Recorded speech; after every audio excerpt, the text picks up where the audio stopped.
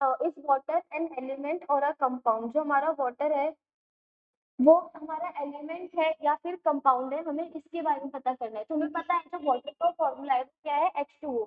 Water यानी H2O is a compound. Water क्या है हमारा, एक तरीके का कंपाउंड है, क्योंकि वो कितने एलिमेंट से मिलके बना है, दो एलिमेंट से मिलके बना है। वो कौन कौन से एलिमेंट है, एक है हमारा हाइड्रोजन और एक है हमारा ऑक्सीजन। तो यहाँ पे हमें क्लियरली पता चल रहा है कि जो हमारा वाटर है वो एक तरीके का कंपाउंड है, क्योंकि वो हमारे दो एलिमेंट्स से मिलके बन रहा है, एक है हमारा हाइड्रोजन और दूसरा क्या है हमारा ऑक्सीजन।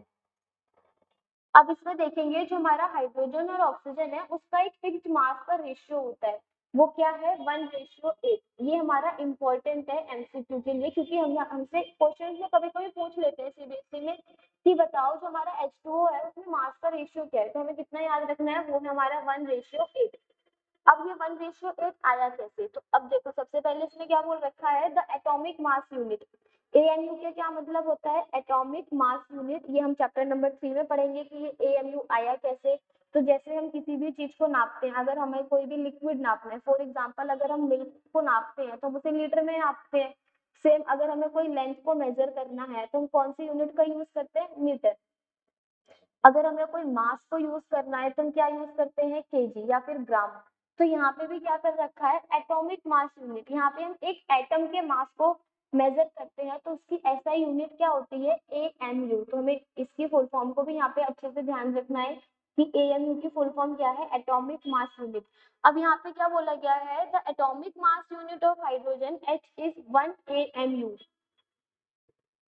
मतलब जो हमारा हाइड्रोजन है उसका जो एटॉमिक मास है वो कितना है, 1 AMU। मतलब एक एटॉमिक मास यूनिट किसका हो गया, हाइड्रोजन का। सेम ऑक्सीजन का एटॉमिक मास कितना है, वो है हमारा 16 AMU। अब यहाँ पे हम क्या देखेंगे, H2O के अगर फॉर्मूले में देखें तो हमारे कितने हाइड्रोजन एटम प्रेजेंट है, दो हाइड्रोजन एटम प्रेजेंट है, और कितने ऑक्सीजन एटम प्रेजेंट है, 1।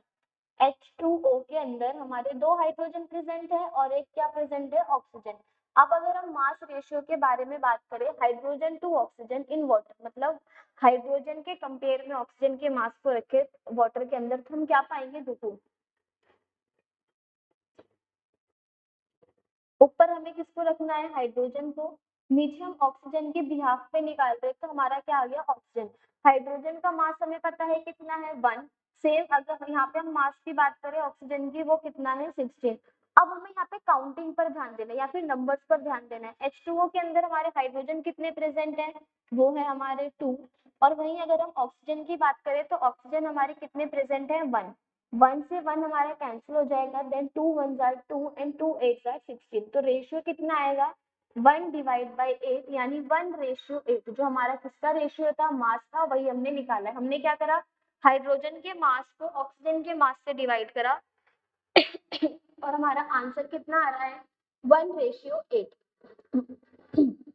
अब क्या बोला गया है इसमें, the fixed proportion is a characteristic property of compound. यहाँ पे हम देख सकते हैं जो हमारे ये 1:8 आ रहा है, ये एक फिक्स्ड प्रोपोर्शन है। और फिक्स्ड प्रोपोर्शन की प्रॉपर्टी किसके पास होती है, हमारी कंपाउंड्स के पास में। ये क्या इंडिकेट कर रखा है कि जो भी हमारे एलिमेंट्स प्रेजेंट है कंपाउंड के अंदर, वो कंबाइंड होते हैं particular same ratio by mass के। मतलब एक किसी पर्टिकुलर रेशियो में कभी भी वो रेशियो हमारा चेंज नहीं होगा।